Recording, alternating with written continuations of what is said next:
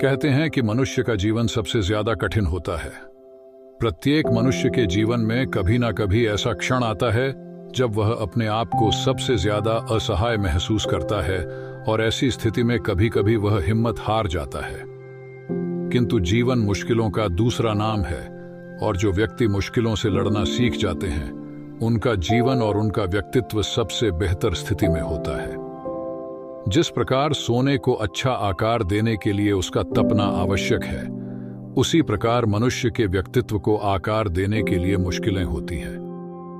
व्यक्ति के पास इतनी क्षमता होनी चाहिए कि वह जीवन में खुद अपनी मुश्किलों का सामना कर सके, क्योंकि जो व्यक्ति अकेले अपनी मुश्किलों से लड़ना जानते हैं उनसे ज्यादा मजबूत व्यक्तित्व इस संसार में कोई नहीं होता है।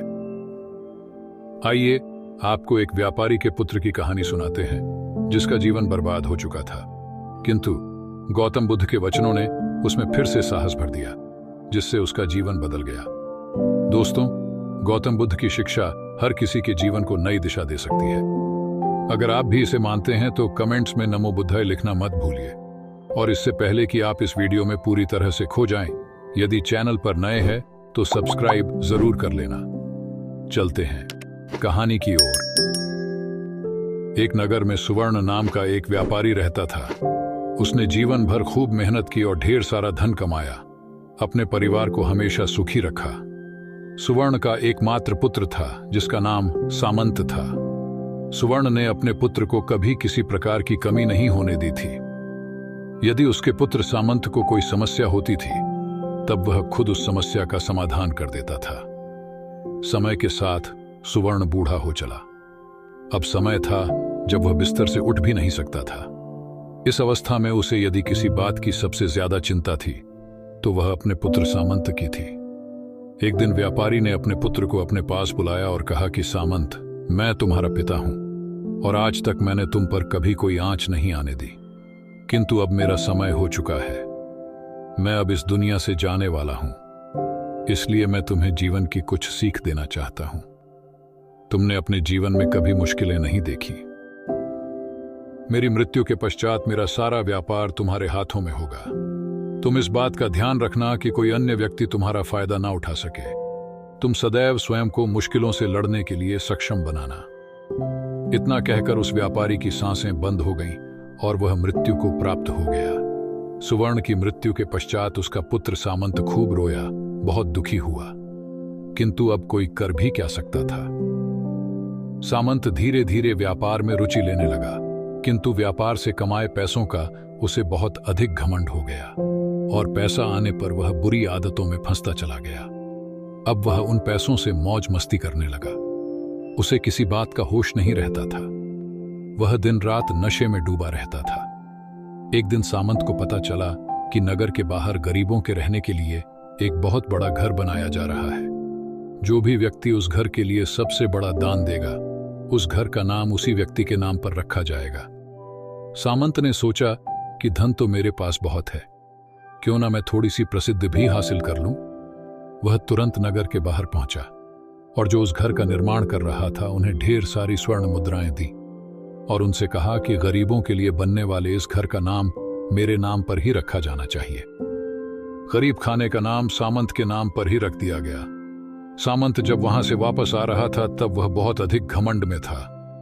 रास्ते में उसे जितने भी गरीब व्यक्ति मिले उसने सबको बहुत बुरा भला बोला और कहा कि सड़क पर भीड़ मत लगाओ, वहां पर मेरे नाम का घर बना हुआ है, जाकर वहां पर अपना बसेरा बनाओ। तुम गरीब लोग मेरी आंखों से दूर हो जाओ। सामंत अपने घर वापस आ गया। बुरी आदतों में पैसा बर्बाद करने से धीरे धीरे सामंत की सारी दौलत खत्म हो गई। इसके अलावा उसके अपने मित्रों और रिश्तेदारों ने उससे खूब पैसे उधार लिए थे, लेकिन अब उसे छोड़कर चले गए।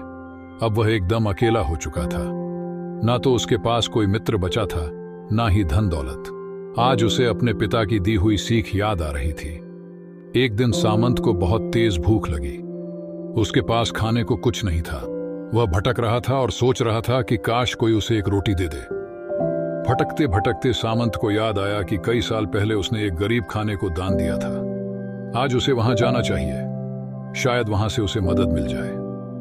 सामंत उस गरीब खाने के पास पहुंचा जहां पर सुंदर अक्षरों में लिखा हुआ था, सामंत आवास।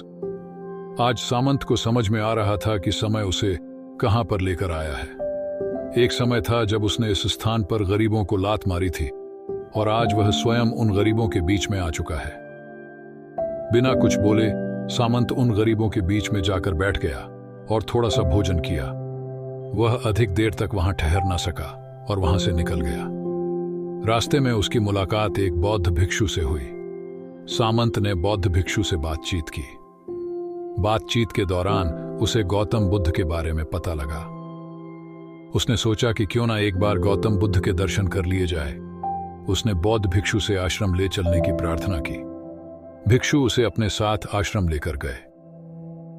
सामंत ने जैसे ही आश्रम में कदम रखा, उसने देखा कि एक पेड़ के नीचे गौतम बुद्ध बैठे हुए हैं। उसने गौतम बुद्ध को प्रणाम किया और जमीन पर बैठ गया। गौतम बुद्ध ने अपनी आंखें खोली तो सामने पाया कि सामंत बड़े ही ध्यान से गौतम बुद्ध की ओर देख रहा है।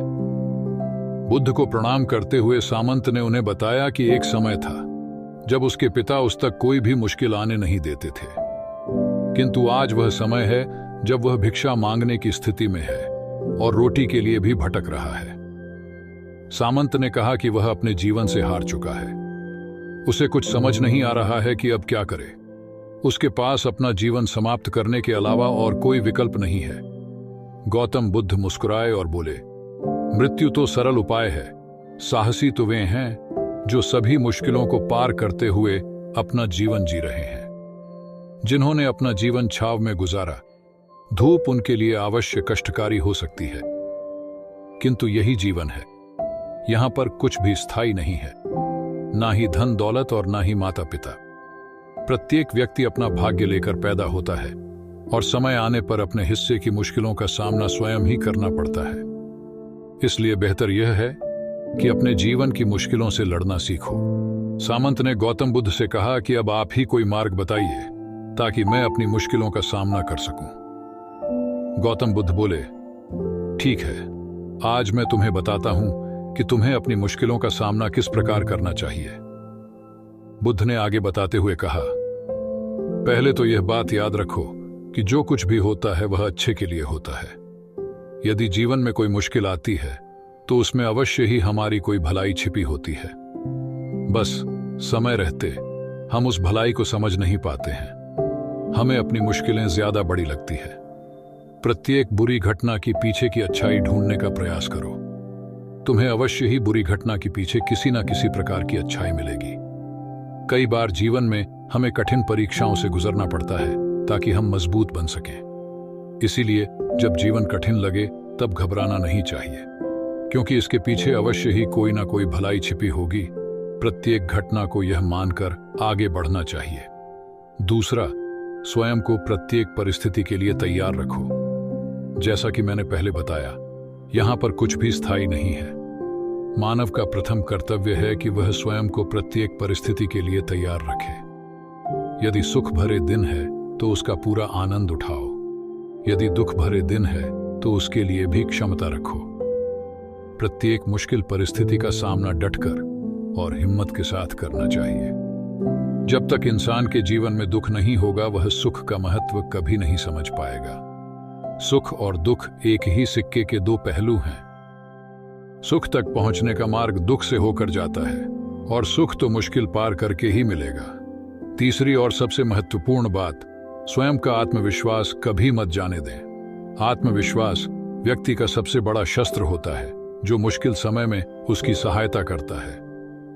यदि व्यक्तिगत आत्मविश्वास दृढ़ है तो वह अपना खोया हुआ सब कुछ दोबारा प्राप्त कर सकता है, किंतु जिस दिन आत्मविश्वास छूट गया उसी दिन व्यक्ति की हिम्मत भी खत्म हो जाती है और वह दोबारा अपनी पुरानी स्थिति को वापस लाने में असफल हो जाता है। इसलिए मुश्किलों में अपने आप पर विश्वास को बनाए रखो। जो व्यक्ति स्वयं पर विश्वास करते हैं वह आंतरिक रूप से मजबूत होते हैं और उनके अंदर इतनी शक्ति निहित होती है कि वह सब कुछ प्राप्त कर सकते हैं। चौथी बात, प्रत्येक परिस्थिति में विनम्र रहो। प्रत्येक परिस्थिति में स्वयं को झुकाकर और विनम्र रखना चाहिए। यह बात समझनी चाहिए कि यदि हम किसी गरीब व्यक्ति को कष्ट दे रहे हैं तो कल हम भी गरीब हो सकते हैं। यदि हम किसी बूढ़े व्यक्ति को परेशान कर रहे हैं तो कल हमें भी बूढ़ा होना है। यह प्रकृति का नियम है। इसीलिए अपनी स्थिति पर कभी घमंड नहीं रखना चाहिए और प्रत्येक परिस्थिति में स्वयं को विनम्र रखना चाहिए। विनम्रता व्यक्ति को साहस देती है, जिससे वह मुश्किलों का सामना आसानी से कर सकता है। एक विनम्र व्यक्ति में इतनी क्षमता होती है कि वह अपने जीवन में आई प्रत्येक मुसीबत का सामना कर सकता है। पांचवी बात, कोई भी परेशानी आपसे बड़ी नहीं है। इस संसार में यदि कोई सबसे बुद्धिमान है तो वह मानव है। मानव के पास हर समस्या का समाधान है। इसलिए मुश्किल समय में हमेशा अपना धैर्य बनाए रखना और यह सोचना कि सब कुछ मेरे हाथ में है। यदि मैं चाहूं तो सारी परेशानियों का हल निकाल सकता हूं। जो लोग अपनी परेशानियों से भागते हैं वह कायर होते हैं। मुश्किल समय के बाद अच्छा समय भी आता है। यदि व्यक्ति अपना धैर्य खो दे तो वह अच्छे समय तक नहीं पहुंच पाता है। मनुष्य स्वयं में इतना सक्षम होता है कि वह सभी परेशानियों का सामना आसानी से कर सकता है, किंतु यह तभी संभव है जब वह अपनी आंतरिक शक्तियों को पहचाने और स्वयं के आगे परेशानी को छोटा समझे। छठी बात, धैर्य बनाए रखना।